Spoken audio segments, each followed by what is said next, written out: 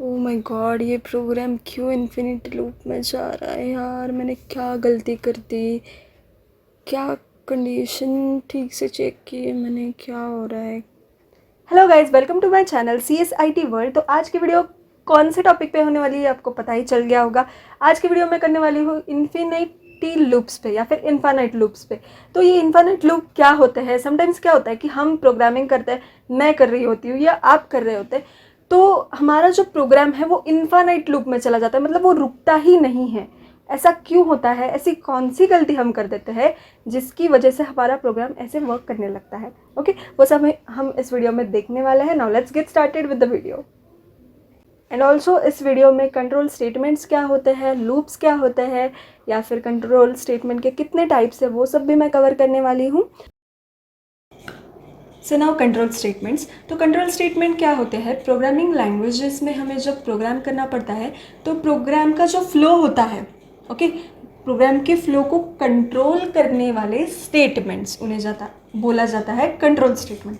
Okay, मतलब program का flow जो कंट्रोल करते हैं उन्हें बोला जाता है control statement. Okay, so this control statements are two types, मतलब दो टाइप के होते हैं। First is iterative statement and second is conditional statement. तो इटरेटिव स्टेटमेंट्स में आते हैं लूप्स जिनकी मैं बात कर रही थी, एंड इसमें आता है कंडीशनल में डिसीजन मेकिंग। तो इटरेटिव में कौन कौन से C++ में हम लूप्स यूज़ करने वाले, that is while loop, do while loop and for loop. And इसमें हम यूज़ करने वाले हैं if else statements and switch case statements. So पहले इस वीडियो में हम क्या कंटिन्यू करेंगे? लूप्स कंटिन्यू करेंगे। इन डिटेल वाइल लूप क्या होता है, डू वाइल लूप क्या होता है, फॉर लूप क्या होता है, वो सब देख लेते हैं उनके सिंटैक्स के साथ, और वो कैसे वर्क करते हैं वो भी देख लेते हैं। ना the first type of loop is while loop. While loop का सिंटैक्स देख लेते हैं क्या है। तो वाइल लूप का सिंटैक्स है दिस। ओके, सो सिंटैक्स में देखो आप, यहाँ पे वाइल लिखा है मैंने, ब्रैकेट्स दिए हैं और उसके अंदर मैंने कंडीशन दी है, फिर curly brackets open, curly bracket close, and जो कुछ भी होने वाला है स्टेटमेंट्स वो इन दोनों ब्रैकेट्स के अंदर एग्जीक्यूट होने वाला है। अब यहाँ पे मैंने ये वाइल जो है वो रेड कलर में इसलिए बताया है क्योंकि वाइल इज़ अ कीवर्ड, इसलिए मैंने उसको अलग से रेड कलर में दिखाया है। उसको ऐसे ही लिखना है कीवर्ड को, उसको ना कैपिटल करना है ना मतलब स्मॉल रहने देना है, कैपिटल नहीं करना है। Okay, and condition and statement are not keywords, वो सब सिंटैक्स का एक पार्ट है। और हाँ, सिंटैक्स मतलब क्या होता है कि सिंटैक्स इज़, आपने मतलब कौन सी भी प्रोग्रामिंग आप लैंग्वेज सीखते हो तो syntax is a representation of words और रिप्रेजेंटेशन ऑफ समथिंग जो उस लैंग्वेज में यूज़ किया जाता है। फॉर एग्जांपल वाइल, ये वाइल लूप का सिंटैक्स है, मतलब ये लिखा जाता है ऐसे।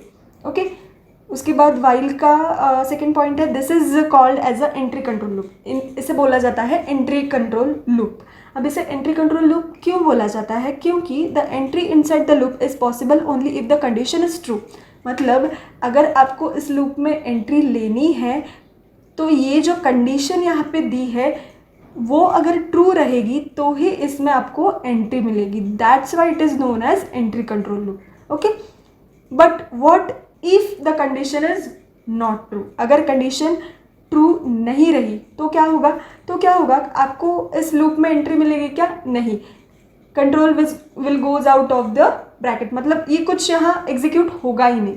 उसके बाद नेक्स्ट पॉइंट है, there is a no semicolon after a while condition line. मतलब ये जो लाइन है इसके बाद कोई सेमीकोलन नहीं है, जैसे कि हम प्रोग्रामिंग लैंग्वेजेस में हर एक लाइन के बाद मतलब सेमीकोलन देते हैं टर्मिनेशन के लिए, लेकिन वाइल लूप को सेमीकोलन हम नहीं देते हैं। Okay, so this is all about while loop.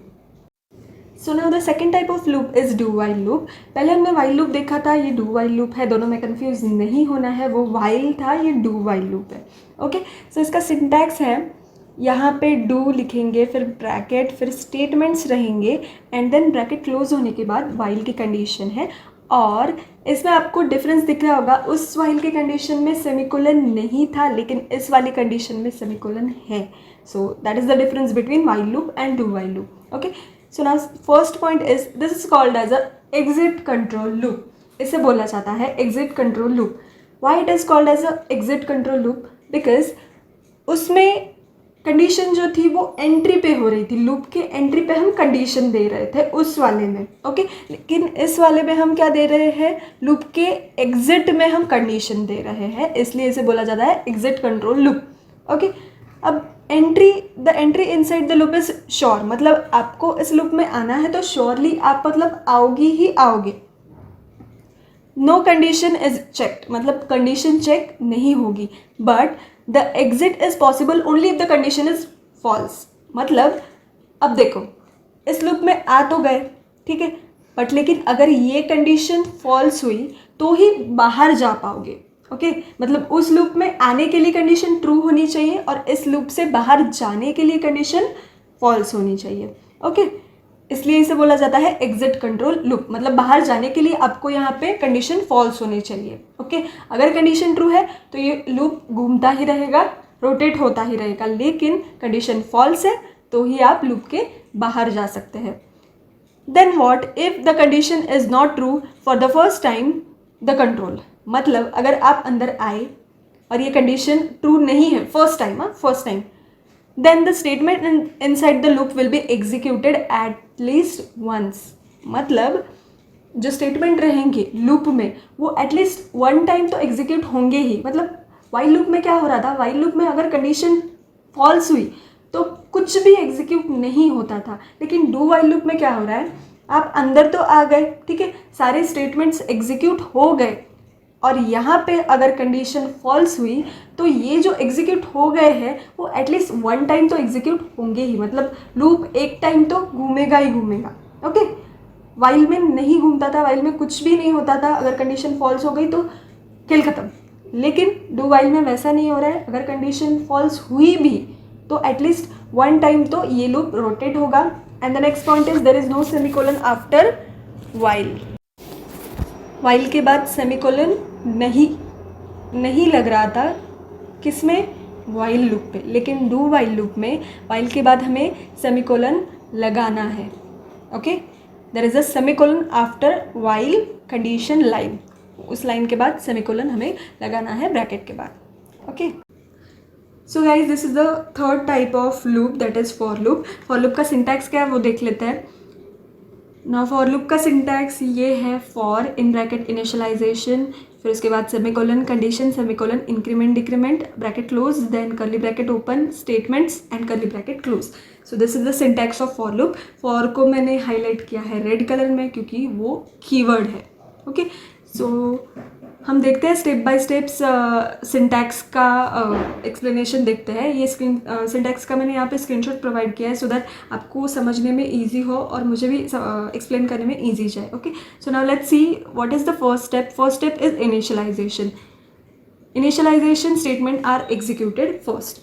सबसे पहले जो स्टेप होती है वो इनिशियलाइजेशन स्टेटमेंट्स की होती है. फॉर लूप में सबसे पहले वो एग्जीक्यूट होती है. तो उसमें क्या क्या होता है, this initialization statement are executed only once.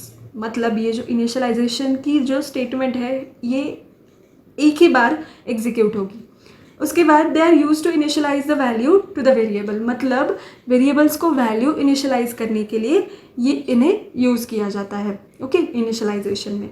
उसके बाद द सेकेंड स्टेप क्या है, second step is a condition. देखते हैं फिर.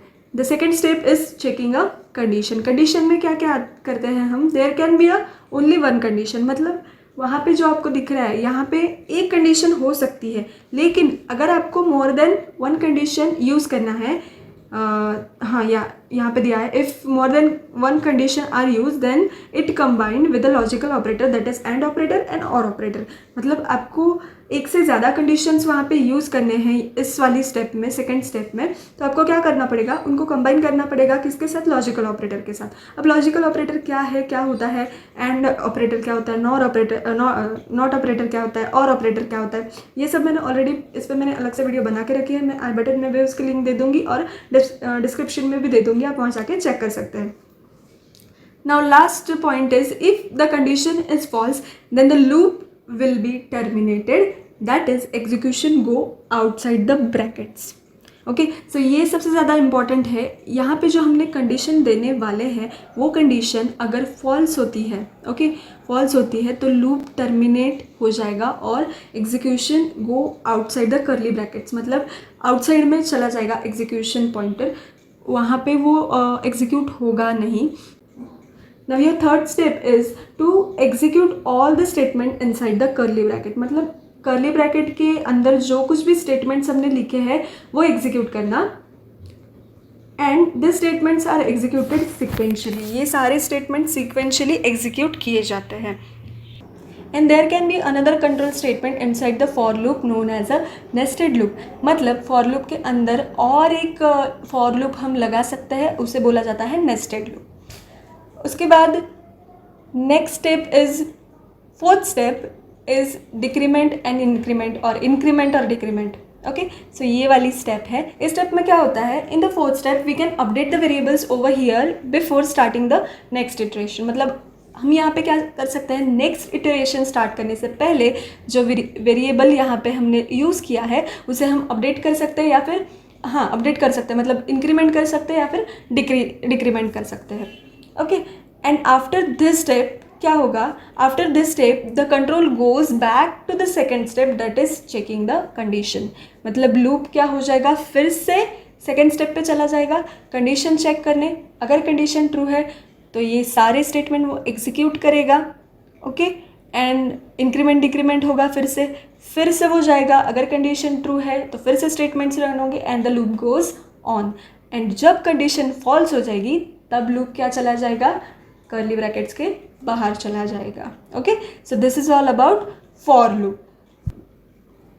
इनफाइनाइट लूप क्या होते हैं अब वो देखेंगे। एंड ऐसी कौन सी मैंने गलती कर दी थी जिसकी वजह से मेरे इतने बार हेलो वर्ल्ड प्रिंट हो गया, इनफाइनाइट लूप में मेरा प्रोग्राम चला गया। सो लेट्स सी, पहले देखेंगे व्हाट इज़ इन्फिनिटी लूप या फिर इनफाइनाइट लूप क्या होता है। Is a looping construct that does not terminate the loop and execute the loop for ever. मतलब इनफाइनाइट लूप क्या होता है, वो कभी भी लूप को टर्मिनेट करता ही नहीं है, फॉर एवर वो एक ही प्रोसेस वो करते जाता है, उसे बोला जाता है इनफाइनाइट लूप। मतलब लूप इनफाइनाइट में चला गया या फिर इन्फिनिटी टाइम्स कुछ तो भी प्रिंट हो गया। ओके, इन्फिनिटी मतलब जिसको हम काउंट नहीं कर पाए उसे बोला जाता है। ठीक है, तो वैसे ही ये लूप वर्क करता है। और it is known as infinite loop and endless loop. उसको इन्फाइनाइट लूप बोला जाता है एंड एंडलेस लूप बोला जाता है। अब when a loop get into infinite loop, मतलब हमारा लूप इन्फाइनाइट लूप में कब चला जाता है। Okay, when the condition is not given, जब कंडीशन हम कौन सी भी कंडीशन प्रॉपरली देते नहीं हैं तब हमारा लूप इन्फाइनाइट में जा सकता है। और the condition is not valid then the loop will run the program infinite times. मतलब अगर कंडीशन हमने नहीं दी है तो हमारा प्रोग्राम क्या हो जाएगा, इन्फाइनाइट लूप में चला जाएगा। एंड कंडीशन हमने दी है लेकिन that condition is not valid, वो कंपाइलर को समझ में नहीं आ रहा कि मैं वो कंडीशन कैसे एग्जीक्यूट करूँ, तब हमारा प्रोग्राम क्या चला जाएगा, इन्फाइनाइट लूप में चला जाएगा। This is all about today's video guys. Comment करके बताना वीडियो कैसा था, लाइक करना, शेयर करना अपने फ्रेंड्स के साथ and subscribe to my channel, hit the bell icon जिससे कि आपको मेरे चैनल के डेली अपडेट सबसे पहले आपको मिले। Thank you.